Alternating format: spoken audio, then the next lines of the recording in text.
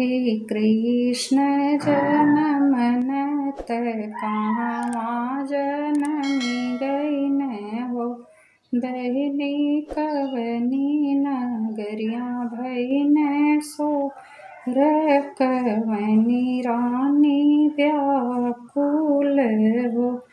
गोकुला में कृष्ण जनमनत मथुरा जनमी गईन हो।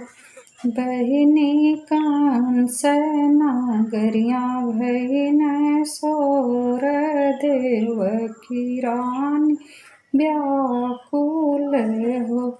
मिली जुली सखिया सहेलर मिली जुली चल हो ना हो। यशोदा कवन कवन व्रत रहलु ते कृष्ण पुत्र पवलु ना हो। जेठ कै भूखी एकादशिया बिहाने द्वादशिया ना हो।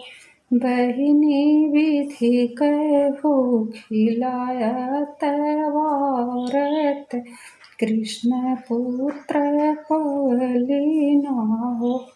माघही मास नाहैली अग्नि नाहि तपली ना हो।